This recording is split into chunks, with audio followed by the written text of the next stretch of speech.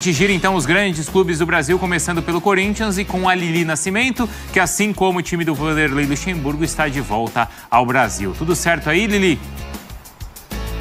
Tudo certo, Bruno. Beijo pra você, aos amigos do estúdio, ao fã de esporte. Tô aqui na frente do CT Joaquim Grava, porque hoje o Corinthians faz o penúltimo treino antes do confronto contra o Coritiba, isso no domingo lá na Neoquímica Arena.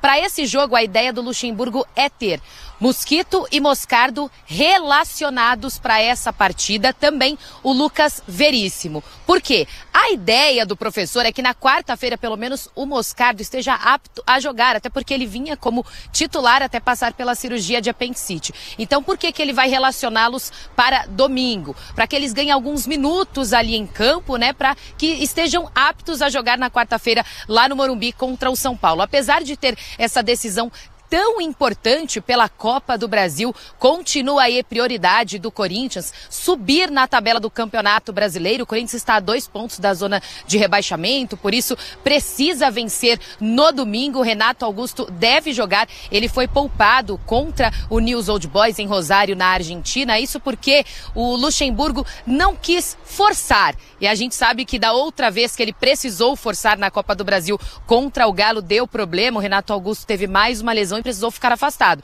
Então entendeu por bem que era melhor ele voltar para o Brasil. Ele ficou treinando durante esses dias aqui e deve jogar pelo menos 45 minutos aí no domingo para não desgastar tanto fisicamente, porque ele também será peça importantíssima na quarta-feira. Sobre o Matias Rojas, muitos torcedores se perguntando, né? Quando ele volta, ele fez 2 partidas, já está 5 partidas fora por conta do trauma no pé. A gente está tentando apurar. Ontem ele participou do treinamento, mas não apareceu com o grupo, então a gente não sabe se ele será relacionado já nesse domingo, se será opção também pro Luxemburgo na quarta-feira. Fato é que Mosquito, que não joga desde outubro do ano passado, já está treinando muito bem. Conversei com pessoas do clube que o Luxemburgo tá gostando dele no treinamento, apesar de tanto tempo afastado, então há grandes chances aí de que ele entre um pouco no domingo e que na quarta-feira possa ajudar o Corinthians, já que até agora o Luxemburgo procura um substituto para o Roger Guedes. Desde que ele saiu,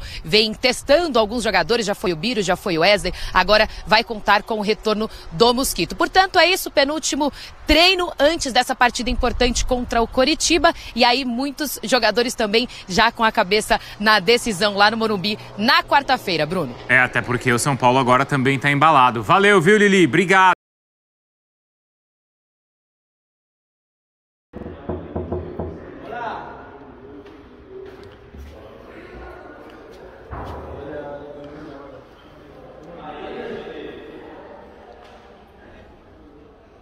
Saiu a data, né, também da Sul-Americana, né?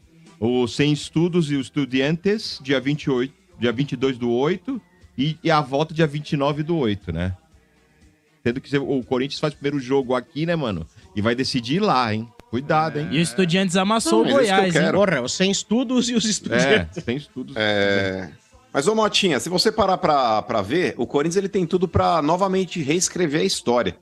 E é legal um time como o Corinthians aí reescrevendo a história, como já aconteceu aí em diversas oportunidades. O Corinthians é o único time brasileiro, tá certo? Que conseguiu eliminar aqui, ó, Boca Juniors, River Plate, Racing e Newell's. E agora vai entrar o Estudiantes também. O Corinthians conseguiu eliminar esses 4 times dentro da Argentina. E detalhe, volto a dizer, o único brasileiro que conseguiu essa façanha. O Corinthians pode eliminar 5 grandes times argentinos jogando fora de casa. Nem o Santos de Pelé conseguiu isso. O Corinthians eliminou o River Plate nas oitavas da Sul-Americana em 2005, você pode checar aí. O Corinthians eliminou o Racing na primeira fase da Sul-Americana de 2019. O Corinthians eliminou o Boca nas oitavas de final da Libertadores de 2022 e eliminou novamente o Newell's essa semana nas oitavas da Copa Sul-Americana. Ou seja, eliminar argentino já é difícil. Ou seja, fora de casa é mais ainda. O Corinthians, então, ele nunca foi eliminado por um argentino na Sul-Americana? Não. O Corinthians ele conseguiu essa façanha de eliminar 4 argentinos fora de casa. Mas ele já foi eliminado pelos argentinos também. O Corinthians foi eliminado pelo Boca em 2013, naquele roubo. Não, peraí, deixa eu só falar mais uma notícia aqui. O Corinthians tá programando o treino aberto pra terça-feira, viu, mano? E vai ter um jogo também do Sub-20, né? Entre Palmeiras e Corinthians, se eu não me engano. Então eles já vão emendar, né? Tipo, vamos fazer um treino aberto pra apoiar os caras. E aí depois ver o jogo do Sub-20 que o Corinthians precisa reverter, né? Já perderam acho que de 4x1. Foi 4x0. Foi 5. Foi 5x1. 5x1. Então tem que reverter e tal. Vai reverter. Vai reverter. Já era, vai reverter nunca. É assim, 5x1 vai reverter quando? Só um detalhe, o Corinthians jogou desfalcado de muitos jogadores esse jogo, porque estavam servindo o time principal. Quem, o Lulinha? Né? O Luxemburgo chamou vários deles para compor ele. Então o Corinthians jogou com jogadores até 15 anos de idade. Mas tem que ter partida. O Lulinha desfalcou, o Elton, o pequeno polegar, desfalcou. Eu gostaria de me manifestar a respeito, De Paula, mas futebol sub-20, assim como o feminino, eu não acompanho. Olha a Clarissa ali atrás. A Clarissa chegou da escolinha agora. Só a cabecinha da Rapazão lá. Tá no quarto. É o seguinte, quando chegar em Copa São Paulo, se o Corinthians for bem, não vem falar aqui que o Coringão está na final. Não, mas o Corinthians São Paulo. Verdade, até nesse ano mesmo. Eu acompanhei pouquíssimos jogos do Corinthians, se eu não me engano, eu vi 2 jogos do Corinthians. E, cara, vou te falar, Copa São Paulo pra mim hoje é um torneio caça-níquel. Era muito legal de se acompanhar. Mas hoje, diante do que foi proposto aí por empresários e acatado pela Federação Paulista, eu achei que banalizou demais a Copa São Paulo. Então, o que era um celeiro de craques ali pra você analisar, pra ver quem poderia ser aproveitado? Mano, mas espera, hein? Mano, eu vou discordar de você.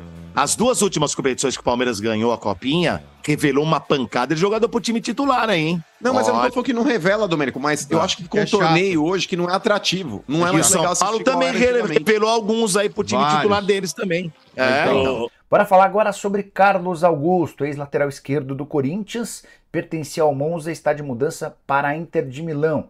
Negociação é de empréstimo com obrigação de compra no fim da temporada.